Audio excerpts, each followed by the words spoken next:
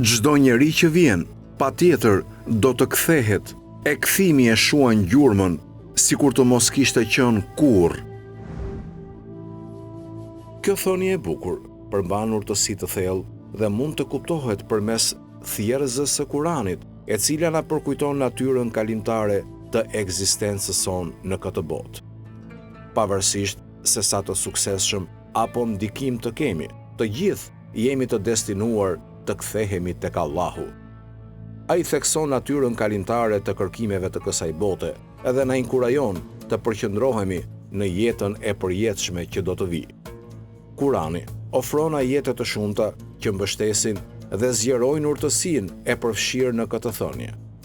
Allahu në surën Enbiya, ajetit 35, thot: "Çdo shpirt do të shijojë vdekjen, dhe ne ju sprovojmë me të keqen dhe me të mirën si sprov, dhe tek ne do të ktheheni." Ky ajet pohon pashmangshmërinë e vdekjes dhe na kujton se përvojat tona të kësaj bote, pozitive dhe negative, janë prova nga Allahu. Ai përforcon idenë se destinacioni ynë përfundimtar është kthimi tek ai. Një tjetër ajet që plotëson këtë thënie gjendet në surën Kasas, ajetit 88. "Dhe mos lut zot tjetër përveç ti, s'ka zot tjetër përveç ti, çdo gjë do të zhduket përveç fytyrës së tij. I tij është gjykimi dhe tek ai do të kthehemi." Ky ajet thekson rëndësinë e njohjes së njëshmërisë së Allahut dhe kotësisë së adhurimit të ndonjë gjëje apo dikujt tjetër përveç tij. Ai thekson se çdo gjë në këtë botë do të humbas përveç pranisë së përjetshme të Allahut. Duke menduar mbi këtë thënie, ne mund të fitojmë një kuptim më të thellë të natyrës kalimtare të ekzistencës sonë të kësaj bote. Ajo shërben si një përkujtesë se koha jonë në këtë botë është e kufizuar dhe se fokusi ynë duhet të jetë në përgatitjen për jetën e përtejme që do të vijë. Na inkurajon që t'i japim përparësi marrëdhënies sonë me Allahun dhe të kërkojmë kënaqësinë e tij mbi gjithçka tjetër.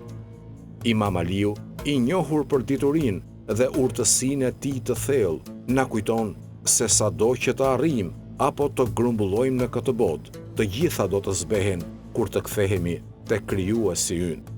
Kjo thënie na nxit të mendojmë për qëllimin e ekzistencës sonë dhe të përpiqemi për vepra që do të na sjellin dobi në botën tjetër. Si përfundim, thënia e Imam Aliut shërben si një përkujtesë e fuqishme e natyrës kalimtare të ekzistencës sonë të kësaj bote. Na inkurajon të përqendrohemi në jetën e përjetshme që do të vijë dhe t'i japim përparësi marrëdhënies sonë me Allahun.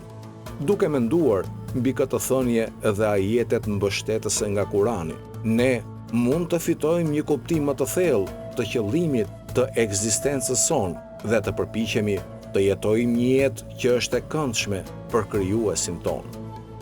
Allahu na udhëzoft të gjithëve në rrugën e drejtë dhe na dhënë të sukses në këtë botë dhe në ahiret.